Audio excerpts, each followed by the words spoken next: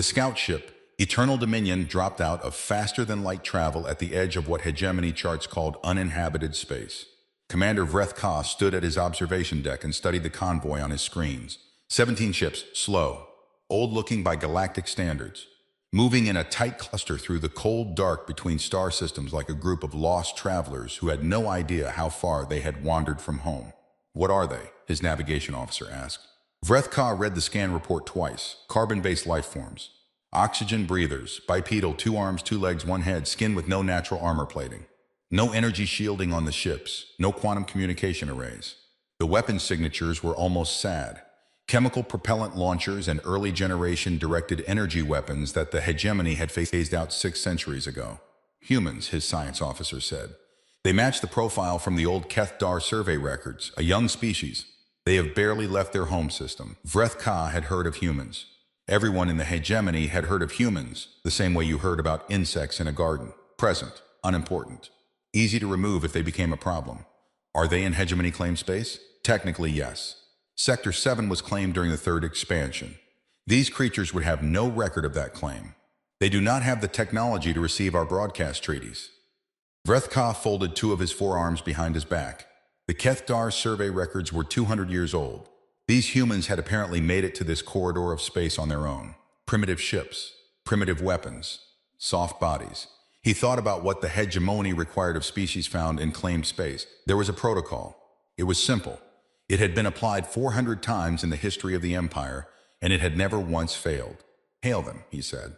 On the human colony ship Perseverance, Captain Yael Okafor was eating a cold sandwich at her command station when the alien signal came through. It was not a language her translator recognized. It arrived on frequencies that human ships did not normally monitor. Her communications officer, a young man named Diaz, caught it only by accident while running a routine sweep. "Cap," he said, "we have got something weird." Okafor put down her sandwich. The signal was high frequency, mathematically structured, and repeating. Her ship's AI spent 14 seconds analyzing it and produced a rough translation. "You are in territory belonging to the eternal hegemony of the convergent stars.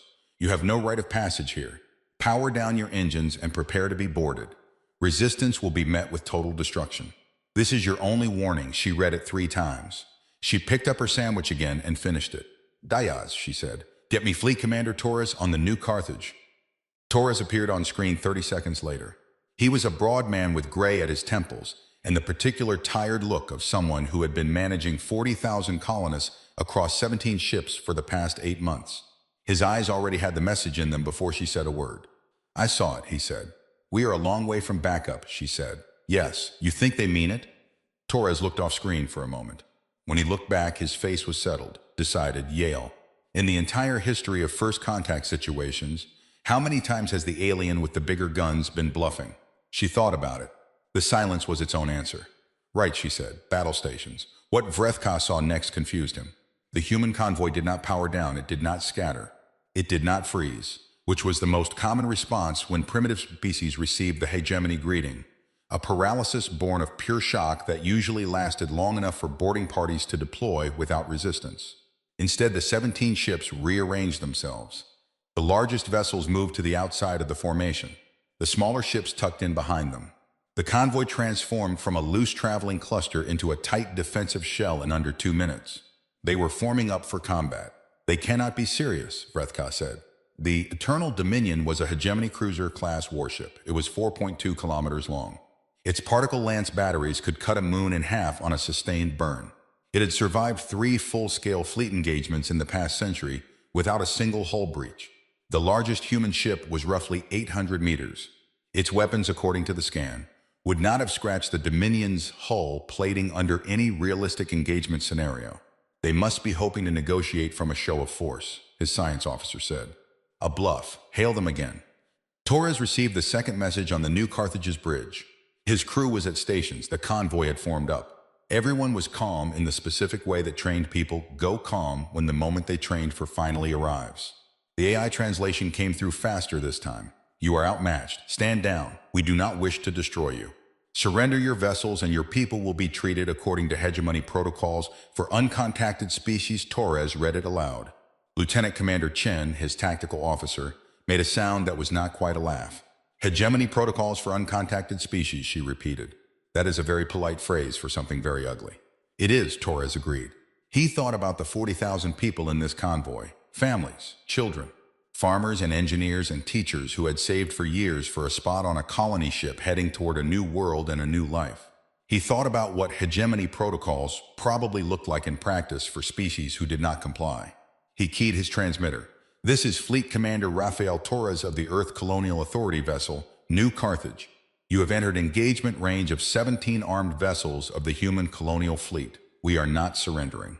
We are not powering down. If you fire on us, we fire back. That is the only message I have for you. He clicked off the transmitter. Chen, he said. What do we have? She did not hesitate. She had been running the numbers for the past 10 minutes. Point defense grids are hot across all 17 ships. MAC rounds loaded, missile tubes warm. The Leet Gulf and the Austerlitz are on our flanks with full combat loads.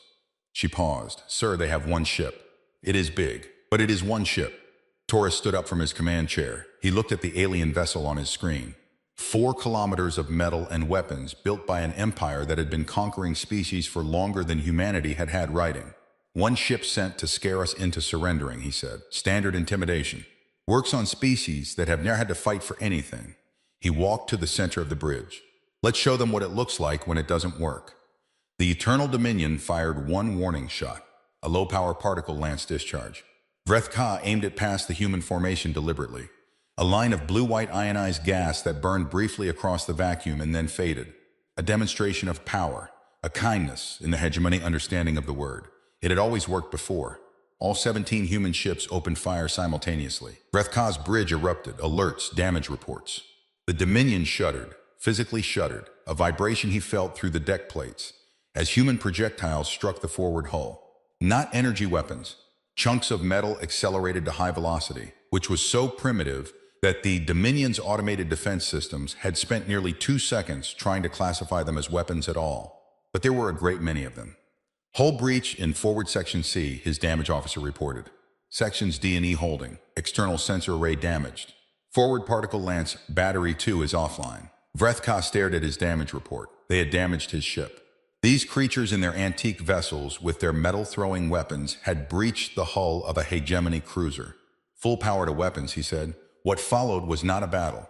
It was what happens when a warship built to fight other warships turns everything it has on vessels that had no business being in a fight at all. The particle lances fired. 6 human ships died in the first volley. Clean kills. The beams punched through and the ships just stopped, venting atmosphere and debris into the dark. 3 more lost engines, spinning. The remaining 8 kept firing. Vreth Ka watched his damage reports. His hull was absorbing hits. The human weapons were doing almost nothing significant to his warship. By every measurable standard, the fight was already over. The humans kept firing. He had expected them to run. He had expected surrender or panic or the frozen prey stillness that almost every species showed when facing overwhelming force. The humans did not run. They fired until 3 ships were left, then 2. Then, the New Carthage alone, pouring everything it had at the Dominion, in a sustained and objectively pointless barrage that accomplished nothing except to leave burn marks on the exterior plating. Vreth Ka fired 1 lance shot at it. The New Carthage split open like a broken shell. The debris field spread slowly through the dark. 7 crippled ships drifted within range, still venting but intact. His sensors showed life signs in most of them. Silence. Send boarding parties to the intact vessels, Vreth Ka said. Take survivors alive. I want one brought to the interrogation suite. His science officer was very quiet. Commander, she said carefully, they knew they could not win. Yes. They knew from the first scan that our vessel was beyond their capability to destroy. Yes. And they still fought. He said nothing. He was looking at the debris field. I want to update my behavioral report on this species, she said. Vreth Ka kept his eyes on the wreckage of the New Carthage, a ship that had kept firing until the last possible second of its existence. He thought about that. He thought about it for a long time. So do I, he said. The survivor they pulled from the wreckage was a woman, one of the small ship commanders.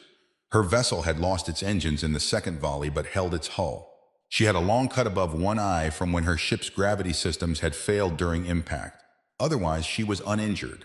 She sat in the interrogation chair and looked at the 4 hegemony officers in the room with no visible emotion.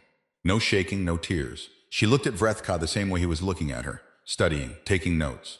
He sat across from her. She was smaller than he expected.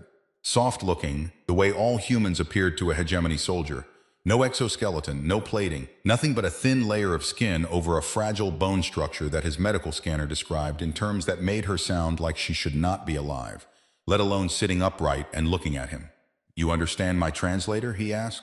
"Well enough," she said. "You knew your ships could not defeat this vessel." She said nothing. "Your commander knew, he told you, and you still fought." She looked at the wall for a moment. Something moved behind her eyes. When she looked back at him, he still could not name what it was. It was not bravery. He had cataloged bravery in 400 species, and it always looked like tension, like a body forcing itself to stay still. It was not defiance, which usually wore anger the way a coat wears its buttons. This was something else entirely. "There were 40,000 people in that convoy," she said. "Families, kids." A pause. "What were we supposed to do?" Vrethka had no answer for that. He thought about the new Carthage firing until the moment it was destroyed. He thought about 17 colony ships, not warships, colony ships, forming a defensive battle line in 2 minutes flat. "Where did you come from?" he asked. "Earth. How many ships does Earth have?" She looked at him for a long moment. "You should be asking how many ships Earth has right now," she said. "Because what you need to understand is that the ships you just destroyed are frontier vessels. Colonial transport. Light armament." She tilted her head slightly. "Earth's actual military has not left port yet." Vrethka went very still. "And when it does," she said, "what happened here today will look like a warm-up." She said it the way someone announces the weather.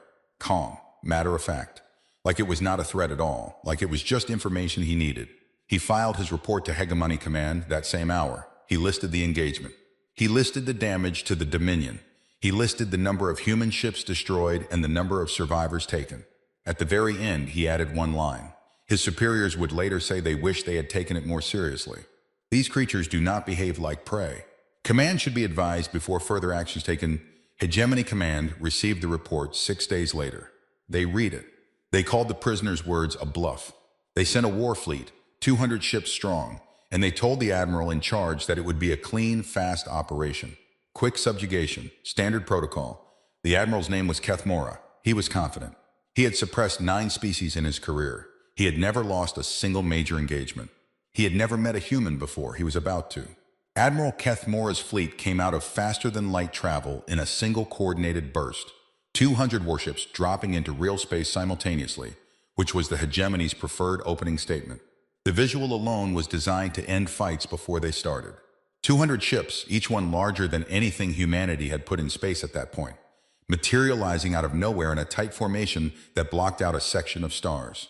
It had ended 14 wars without a shot being fired. Kethmora stood on the bridge of his flagship, the Undying Authority, and looked at the space ahead of him. It was empty. He checked his scanners. Nothing. No human vessels, no colony ships, no military presence at all. Just a region of empty space somewhere between the debris field from Commander Vrethka's engagement and the inner boundary of what the humans apparently called the Sol system. "Where are they?" his tactical officer asked. Kethmora was wondering the same thing. He had expected a response. Every species responded to 200 warships the same way, with fear and with desperate communication. Signals. Please, offers to negotiate. The usual noise of a civilization suddenly understanding how small it was. "Run a deep scan," he said. The scan ran. The scan found nothing. Kethmora waited. His fleet drifted in formation through the dark. His officers ran checks and rechecks. 2 hours passed. 3. Then his long-range sensor operator said very quietly, "Admiral, something just came out of the asteroid belt. Not one thing, many things." Rear Admiral Diana Voss had been waiting in the dark for 11 days. Her fleet was not the largest the Earth Defense Force had ever assembled. It was not even close to the largest. It was the fleet that had been close enough to respond when Hegemony Command sent its 200 ships toward human space, which meant it was assembled fast, from whatever was available, from the scattered garrisons and patrol groups and deep space stations that could be reached in time. 63 ships against 200. She sat in her command chair on the Unsk Thermopylae and watched the Hegemony fleet on her screens. She had given her ships 11 days inside the asteroid belt to finish power-down protocols, to cool their drives, to go as dark as anything could go in space. 11 days of drifting among the rocks with engines cold and every non-essential system shut off, waiting. The Hegemony fleet had not found them. Their scanners, apparently, were very good at finding things that were moving and producing energy. They were not built to find 63 ships playing dead inside an asteroid field. Voss allowed herself a small moment to be glad that humanity had spent so much of its history trying to kill other humans. The art of ambush was not new. The specific application was, "Targets locked?" she asked. "Targets locked across all 63 ships," Commander Park said. "Then let's go." The asteroid field lit up. Kethmora's fleet had been in combat for 4 minutes and was already on the wrong side of a disaster. The human ships had not appeared in front of his fleet.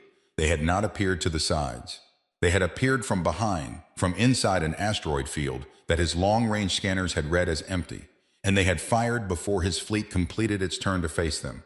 The first volley hit the rear third of his formation while his ships were still rotating. He lost 19 warships in the first 30 seconds. 19. The human weapons were not the primitive kinetic launchers from Commander Vreth Ka's engagement report. These were his tactical officer was struggling to classify them in real time. Accelerated mass drivers operating at a scale that the hegemony had no recorded equivalent for.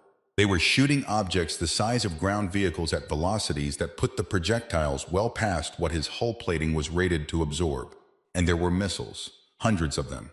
Smart missiles that did something his tactical computers initially flagged as an error before they confirmed it was intentional. The missiles were targeting specific systems on his ships. Drive cores, weapon arrays, command bridges. The missiles were not simply trying to destroy. They were trying to disable in precise ways, which meant the humans had read his fleet's technical specifications and reverse-engineered targeting solutions in less than 2 weeks. From a standing start, return fire, Kethmora said. All batteries, full spread. The Undying Authority's weapons opened up. 200 ships worth of particle lances and plasma batteries and mass drivers filled the space between the fleets with fire. The human ships moved. They moved in ways that made Kethmora's tactical computer flag a configuration error twice before it accepted that what it was seeing was real. Human ships did not fly in straight lines or predictable arcs. They rotated on 3 axes simultaneously. They used their own damaged ships as cover. They fired while moving laterally at speeds his targeting systems were designed to account for but kept missing anyway because the humans were changing speed as well as direction in the same moment. His fleet was bigger. His fleet hit more often. His fleet was doing damage. But 63 human ships were eating 200 hegemony warships alive because the humans were fighting like they had invented the concept of fighting and had been practicing it every single day since. "How are they doing this?" his science officer demanded. No one answered her. "Admiral," his tactical officer said, and the quality of his voice was something Kethmora had never heard from him before. "We have lost 41 ships. 4 minutes and 11 seconds into the engagement." Voss watched her screens with the focused attention of someone doing a job they had been preparing to do for a long time. The hegemony fleet was massive. She was not pretending otherwise. Her ships were taking damage, real damage, serious damage. The Sosmis had lost its forward hull section. The Midway was venting plasma from a drive hit and had dropped out of formation. 3 of her destroyers were gone. But the math was moving in the right direction. The humans had spent a very long time fighting each other. They had fought in every environment, under every condition, with every level of technology from sticks to nuclear warheads. They had fought wars that lasted hours and wars that lasted centuries. They had developed doctrine and counter-doctrine in an endless cycle of mutual innovation that no other species in the galaxy had ever experienced, because no other species had spent 10,000 years in constant conflict with versions of itself. Hegemony warships were built on the assumption that the enemy would behave in a predictable way, because every enemy they had faced before had been predictable. Different biology, different technology, but the same basic decision-making process when faced with superior firepower, the instinct to form up, to absorb damage from the front, to protect the center. Humans did not do that. Humans swarmed, humans split. Humans sent damaged ships forward as bait while intact ones flanked.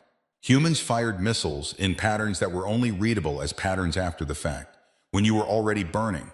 Kethmora's fleet was trying to fight a war. Voss's fleet was trying to solve a problem. The difference was not small. "The Undying Authority is breaking formation," Commander Park reported. "The hegemony flagship is pulling back." "Don't let it go," Voss said. "Ma'am, it has the speed advantage on. Don't let it go.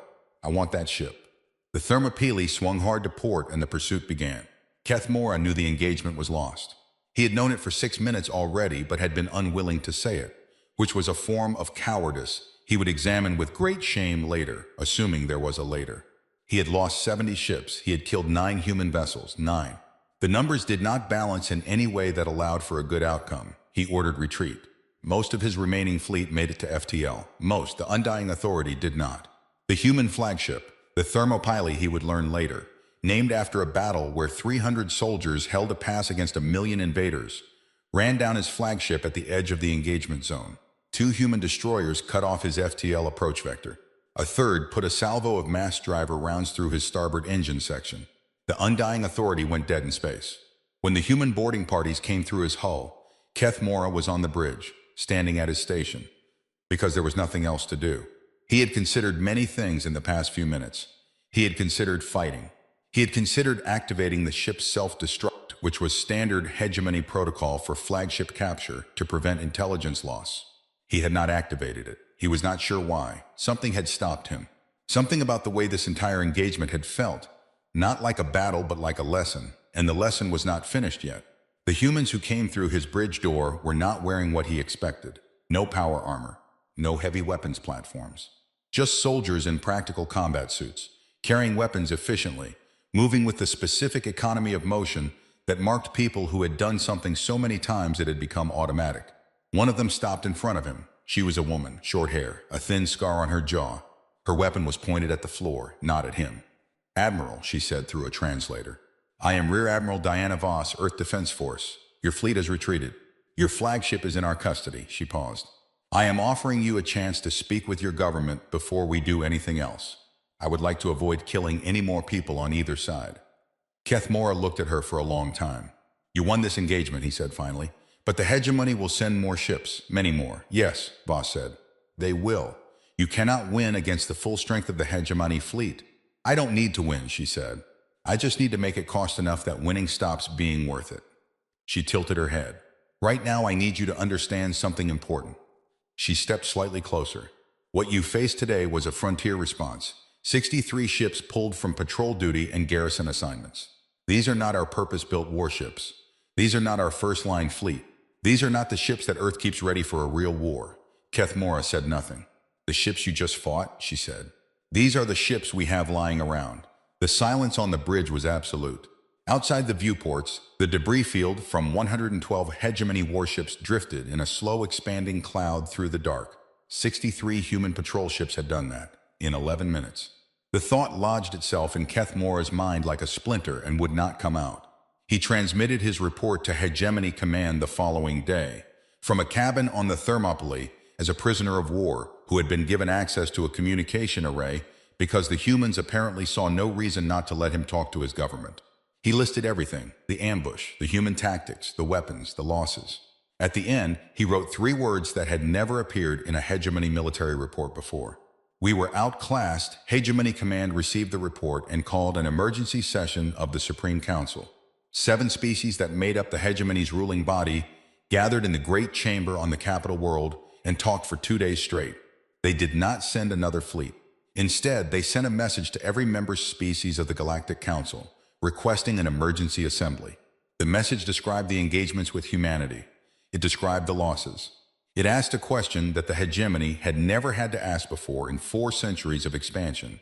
A question so alien to the Hegemony way of thinking that several of the translators flagged it as a possible encoding error. What do we do? Within 48 hours, representatives from 61 galactic civilizations were traveling to the council chamber.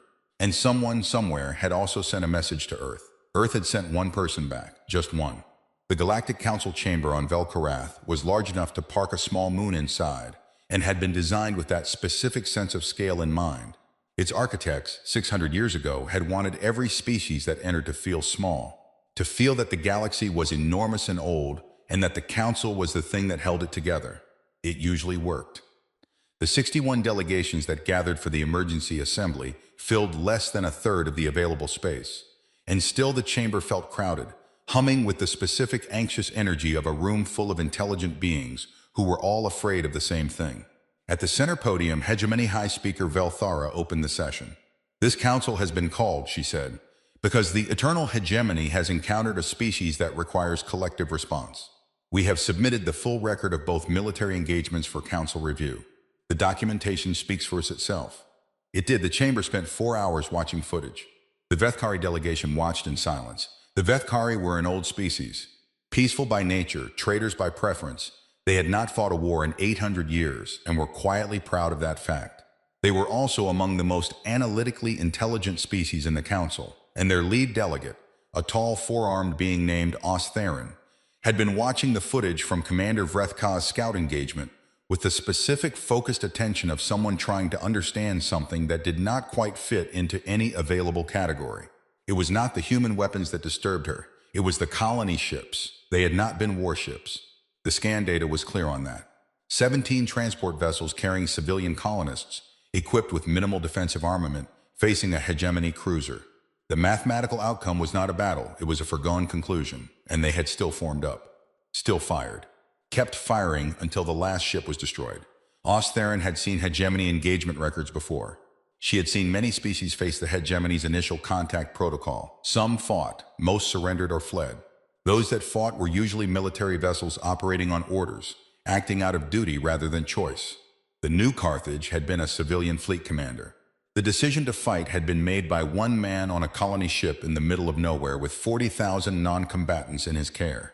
She watched Torres's final transmission again. If you fire on us, we fire back. 6 words, flat delivery, no shaking. No elevation in stress indicators that her reader could detect, like it was the only possible answer. Like anything else would have been strange. Across the chamber, the Rissmoran delegation had spent the past hour in heated internal debate that their closed-channel translator was doing its best to keep private. The Rissmorans were not peaceful, they were not traitors. They were a warrior culture, proud of their military history. And they had watched the second engagement, Voss's 63 ships against the 200 hegemony vessels, with a very different expression than most of the chamber. They used the asteroid field for cover for 11 days, their lead delegate, Fleet Lord Haran, said for the 3rd time. He kept coming back to it, 11 days with power down. Their crews functioned at combat effectiveness after 11 days of near-total shutdown. The ambush formation was textbook, his tactical advisor said. No, Haran said. Textbook implies a text. They invented that formation in 2 weeks. Against an enemy they had never encountered before. He watched the footage of the Thermopylae running down the Undying Authority. They did not pursue the retreating fleet. No, they chose one target, the flagship. They ran it down specifically. He leaned forward. They wanted the admiral alive. They wanted him to report back. His tactical advisor was quiet for a moment. They were teaching the hegemony a lesson. They were sending a message, Haran said. Everything about that engagement was a message. He watched the footage loop back to the beginning. 63 ships coming out of an asteroid field. The first coordinated volley. 19 hegemony ships dead in 30 seconds. And the message was, we held back. He said that last part very quietly. The rest of his delegation heard it anyway. The floor opened for debate after the footage review. 47 species attempted to speak within the first 10 minutes. The council moderator, a patient Delthrin, who had been doing this job for 60 years and had the specific energy of someone who has survived many rooms full of panicking people, managed the queue with practiced efficiency. The debate had 3 broad positions. The first position was that the council should back the hegemony in a combined military response. Humans were clearly dangerous. Combined Galactic Council military strength represented forces from 61 civilizations. Even humanity's apparent capabilities would buckle under a truly unified response. This position had 14 supporters. It lost supporters steadily as the debate went on. The second position was immediate peaceful outreach. Humanity was young, frightened, and had responded to aggression with aggression, which was understandable. The hegemony had initiated the conflict by firing on a civilian convoy. Perhaps an apology followed by careful diplomatic engagement could resolve the situation. This position had the most initial supporters. It also had a problem, which the Rissmoran Fleet Lord raised when he was given the floor. This council is proposing apologies and diplomatic engagement, he said, on the assumption that humanity is frightened, on the assumption that humanity fought back out of fear. He paused. I have watched the engagement records 11 times. I do not see fear anywhere in them. He looked around the chamber. The human commander was not afraid when he refused to stand down. He was not afraid when his ships were being destroyed. His people were not afraid when they kept firing from dying ships. Another pause. I think this council is misreading what kind of species we are dealing with. What kind do you think we are dealing with? The hegemony high speaker asked. Haran was quiet for a moment. He had been thinking about how to say this since the footage review ended. The kind, he said, that has been at war with itself for its entire history. The kind for which war is not an emergency, it is a normal condition. The kind that has had 10,000 years to get very, very good at something that most of the species in this chamber have not had to practice seriously in centuries. He set his hands flat on the table. We are not dealing with a frightened young species. We are dealing with a species that is, by any honest military assessment, currently better at warfare than anything in this chamber. He sat back. The question is not how to defeat them. The question is whether we want to try. The third position, which had been spoken quietly around the edges of the debate and which now moved to the center, was this: talk to them, but do it carefully. The human delegation arrived on the third day, one person. The chamber held its collective breath when the human walked through the main entrance. The Galactic Council had sent formal diplomatic protocols, invitations, a full honor guard, and requests for delegation credentials. They had expected a delegation, a team, specialists, the standard apparatus of interstellar diplomacy. They got Margaret Osei. She was 73 years old. She walked with a slight limp that she had acquired in a ground war 40 years ago, in a conflict that had since been resolved on a continent she had not been born on. She had spent 22 years as a combat officer and 30 years as a diplomat, which she considered to be the same job done at different speeds. She wore a plain gray jacket, no medals, though she had many. She carried a small bag and a data pad and nothing else. She walked to the human delegation's assigned position in the chamber floor, set down her bag, and looked up at the 61 species staring at her. "Shall we begin?" she said. The hegemony high speaker addressed her first. "Ambassador Osei, on behalf of the Galactic Council." I'm not an ambassador," Margaret said pleasantly. "I'm an envoy. There's a difference. An ambassador has the authority to make binding commitments on behalf of her government. An envoy carries a message and listens to messages in return." She set her data pad on the table. "Earth sent me to listen and to deliver a message. Whether anything comes after that depends entirely on what I hear." Silence. "What is Earth's message?" the high speaker asked. Margaret opened her data pad. She read from it without theater. "Earth notes that the Eternal Hegemony fired on an unarmed civilian convoy without provocation. Earth notes that this action resulted in the deaths of 6,412 human civilians. Earth notes that a subsequent hegemony military fleet of 200 warships entered human-adjacent space with clearly hostile intent.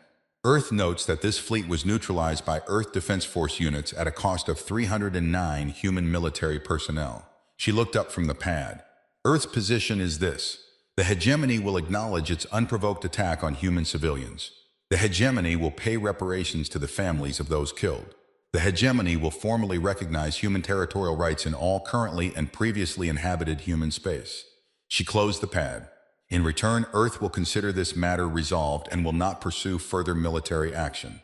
She looked up at the hegemony delegation specifically. "Those are Earth's terms. They are not a starting position for negotiation. They are the terms." The high speaker's expression was something between outrage and careful calculation. "You speak of reparations and acknowledgement to the most powerful empire in this galaxy as though you are the party with leverage." Margaret tilted her head. "I am. The hegemony has thousands of warships. Earth has. We destroyed 112 of your warships in 11 minutes with 63 ships pulled from patrol duty," Margaret said. She said it the way you point out a mistake on a bill. Calm, precise. "I have the exact figures if you need them." She looked around the chamber. "This council has spent 3 days trying to figure out what to do about humanity. You are afraid of what we might do if pushed. That fear is not irrational." She folded her hands on the table. "The question you should be asking is not what happens if you refuse our terms. You know what happens if you refuse our terms. The question you should be asking is why we are offering terms at all." The chamber was very quiet. "Because we don't want a war," Margaret said. "We have never wanted a war. We would like to join this council as equal members, trade with your civilizations, explore our galaxy, and raise our children in something resembling peace." She paused. "But if you make war on us, we will fight. We will fight the way we have always fought. And what you have seen so far, 63 ships, a patrol fleet, is not the war we are capable of fighting." She let that sit for a moment.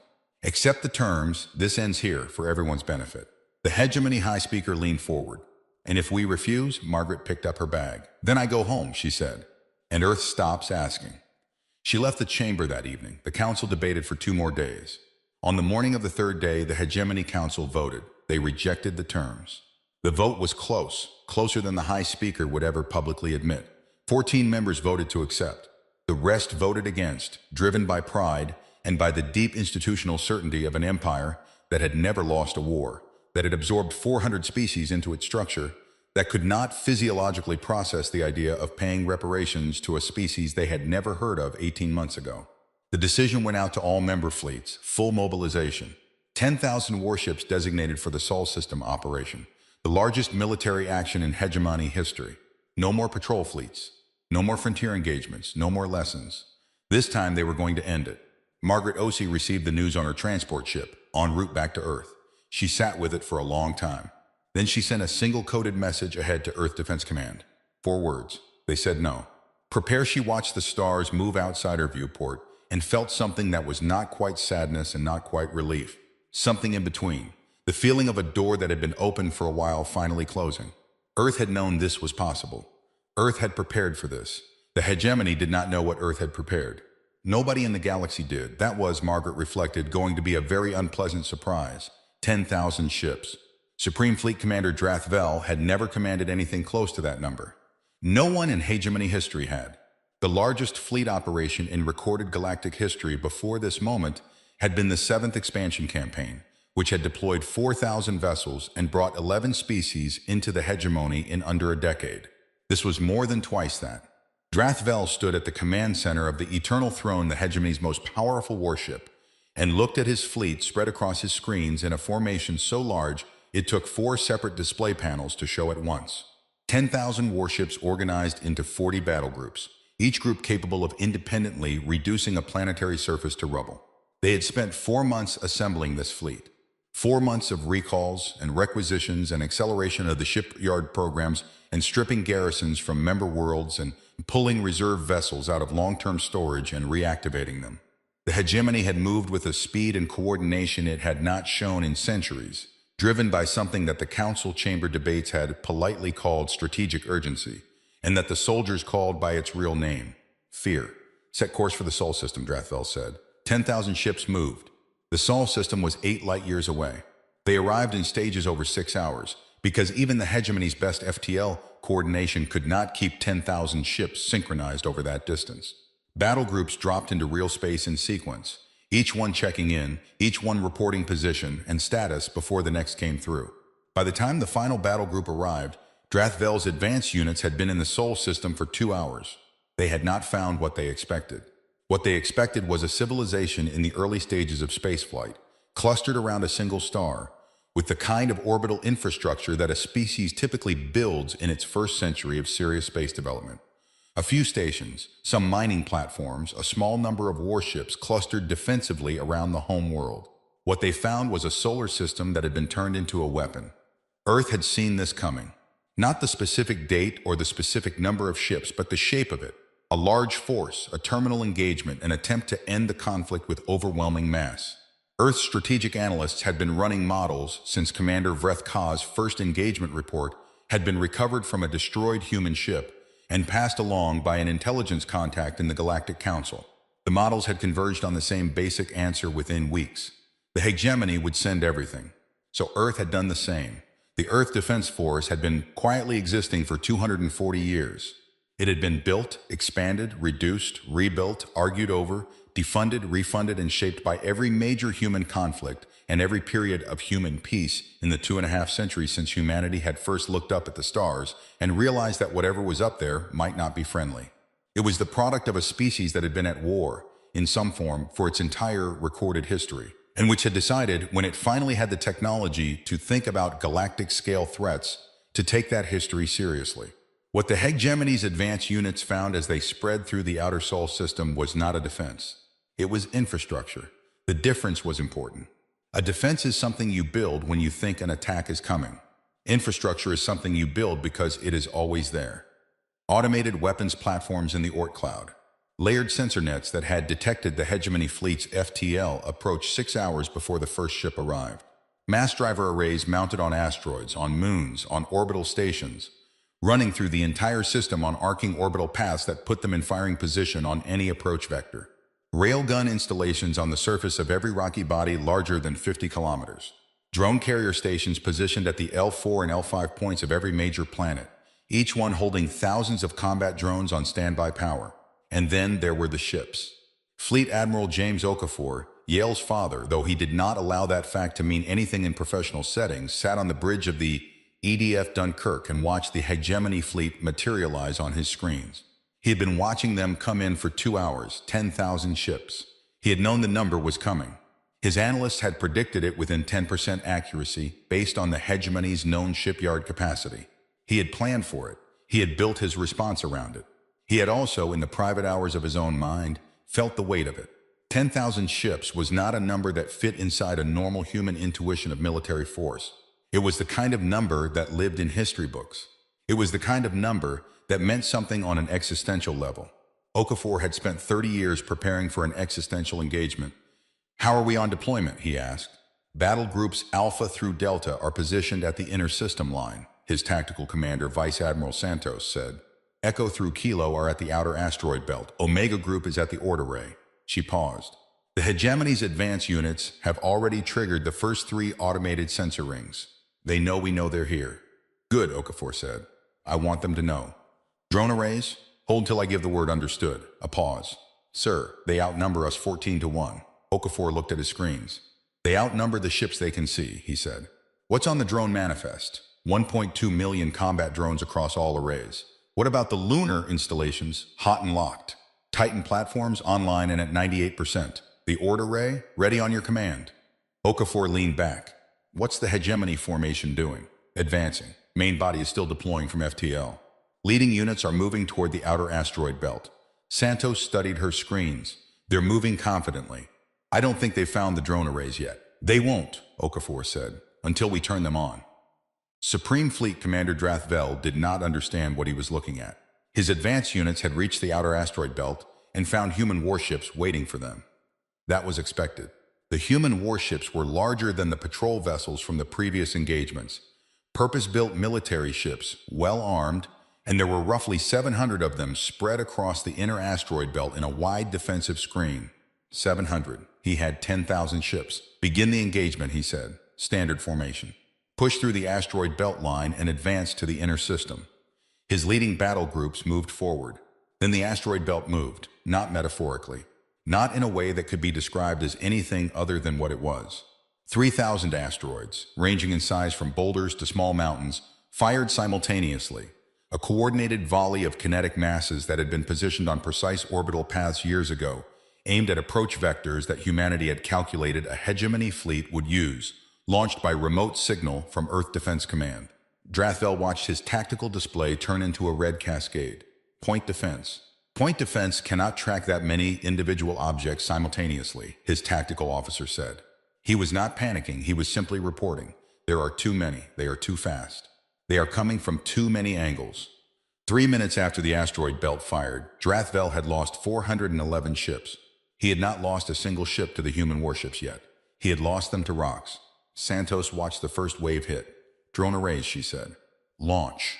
1,200,000 combat drones came online simultaneously across the entire Sol system. They were small. By hegemony warship standards, they were almost nothing.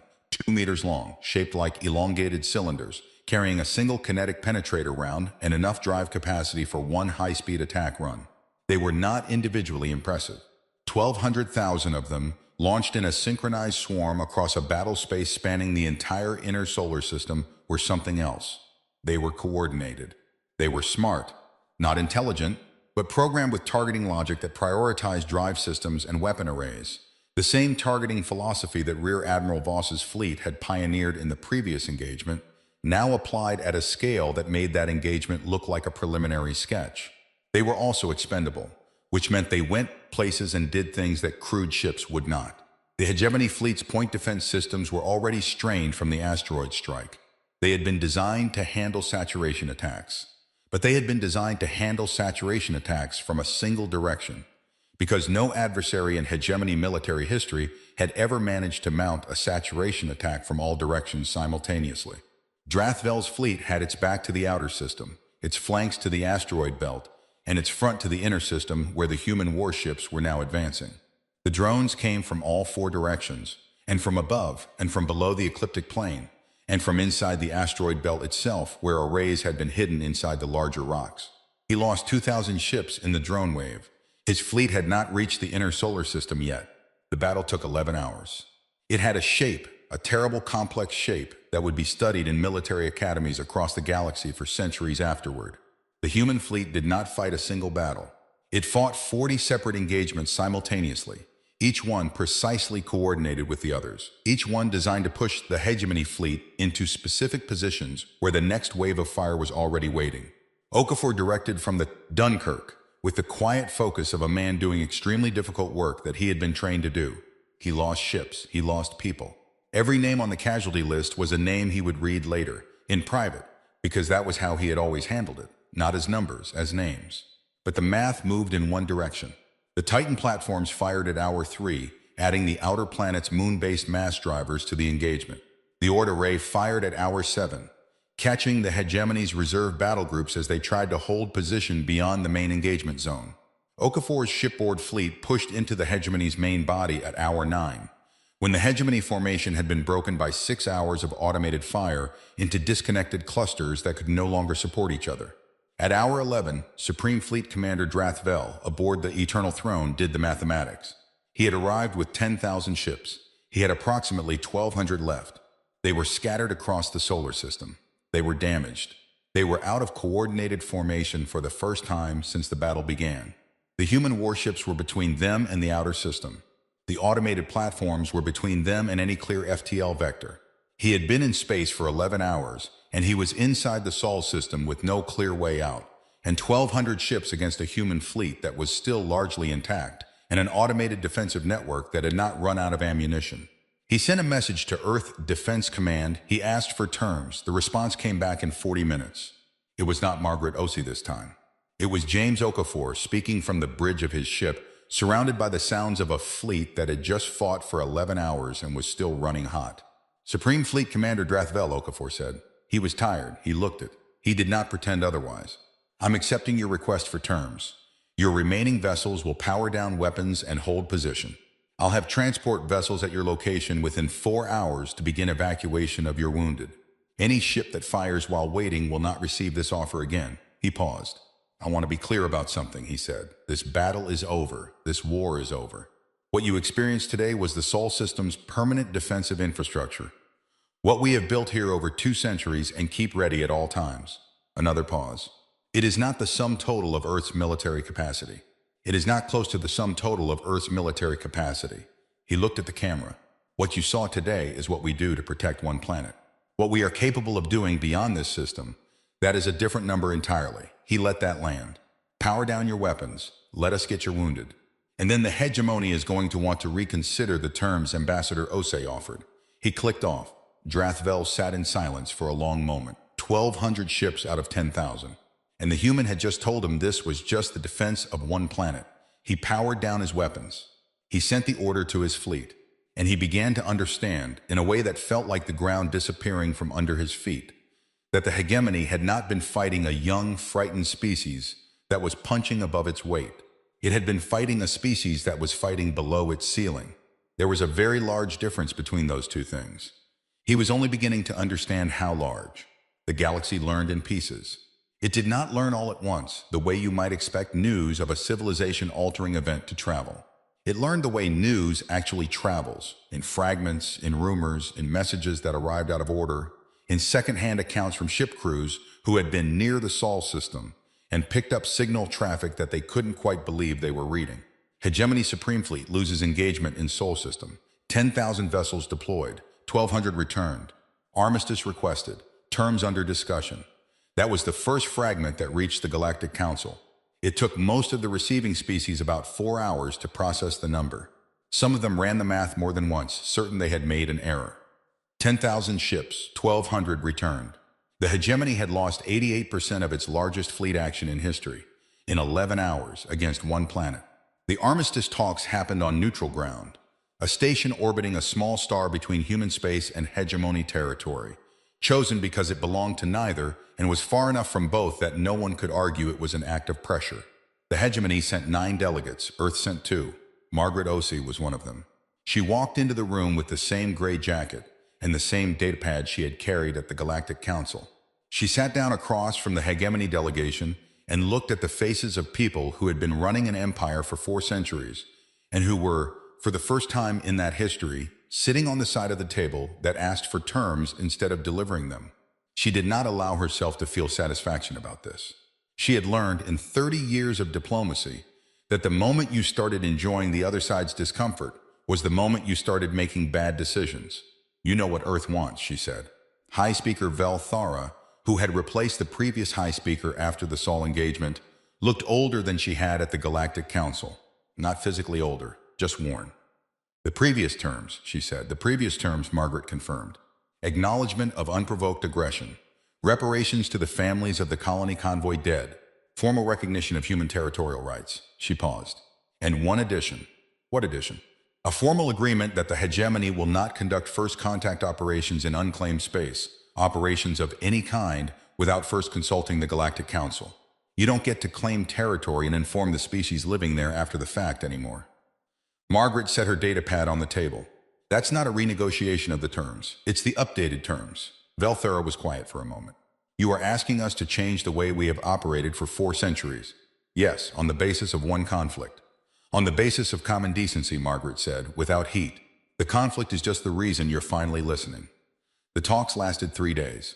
The hegemony delegation argued about wording and scope and implementation timelines. Margaret and her colleague, a younger diplomat named Adeyemi, who had the particular skill of being able to negotiate without his face ever giving anything away, moved through each point methodically, patient as water. On the 4th morning, the hegemony delegation signed. Word reached the Galactic Council in full on the day the armistice was announced.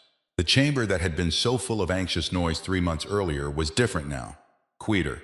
The representatives of 61 species sat with the specific stillness of people who had been given a great deal of new information and were still processing it.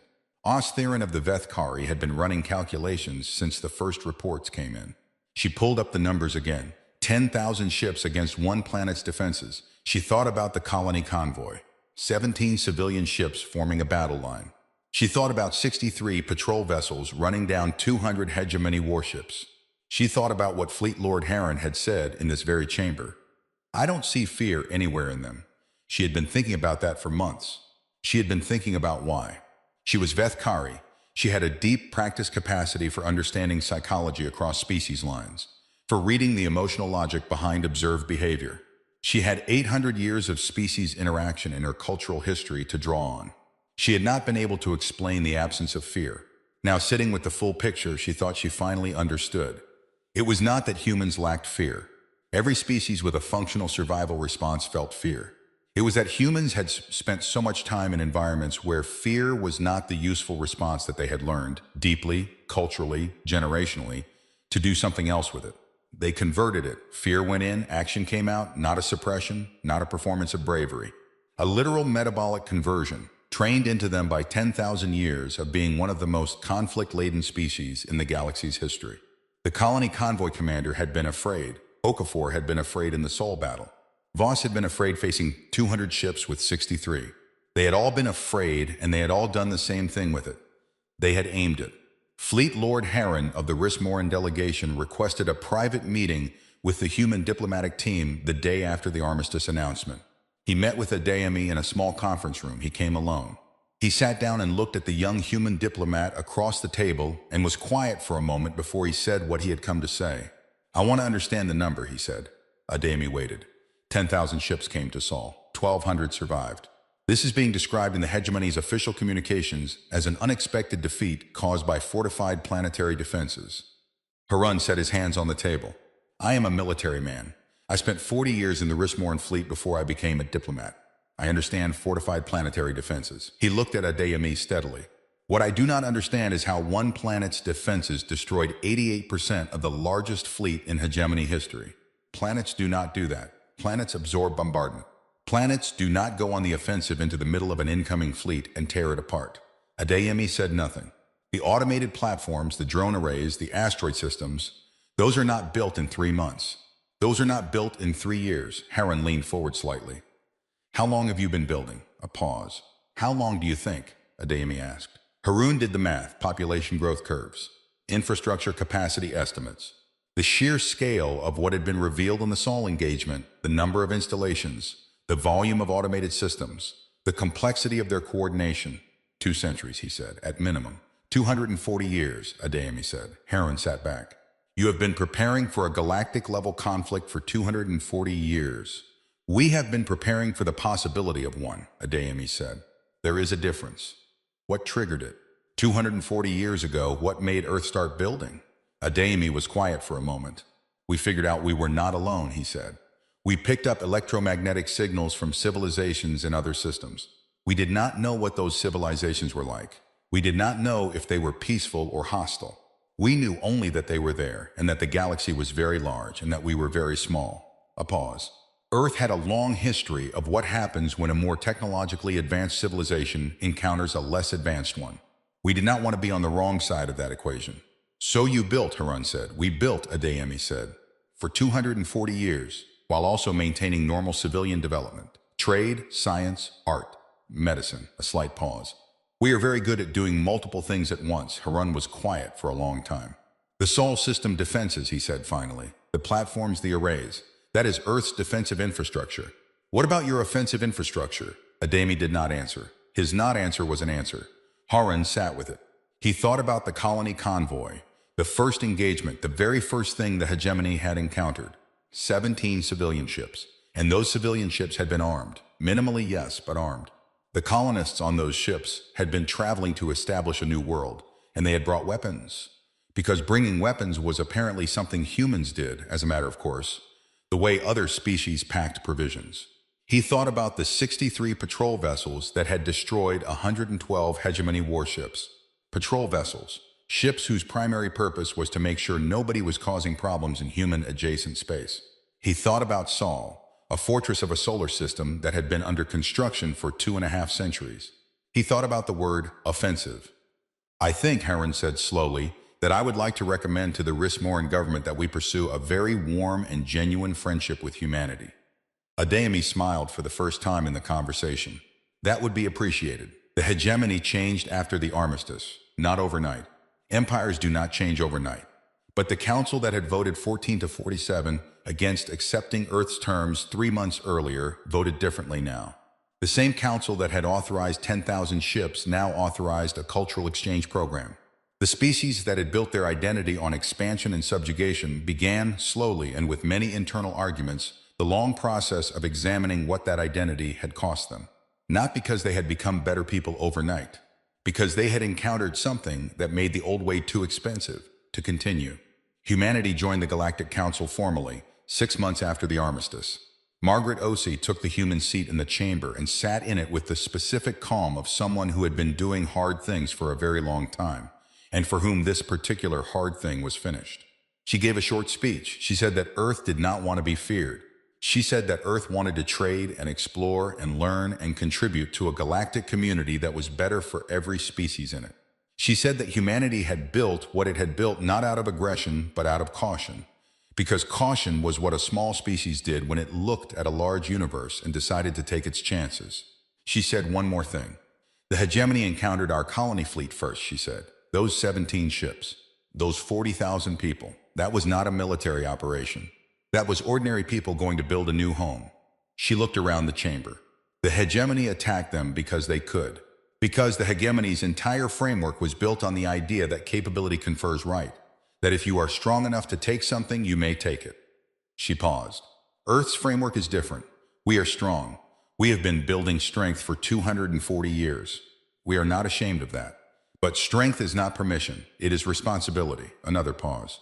We would like to help this council build something that reflects that idea. We are willing to work very hard toward that goal. A final pause. We are very good at working hard. There was no applause in the chamber. The species present did not all share the same customs around that. But there was something else, a particular quality of attention, a collective settling, a room of 61 civilizations receiving a piece of information and beginning slowly to understand what it meant. Theron walked out of the council chamber into the long corridor that ran along the exterior of the station, a transparent wall on one side looking out at the star field, and she stood there for a while. She thought about the full shape of it now.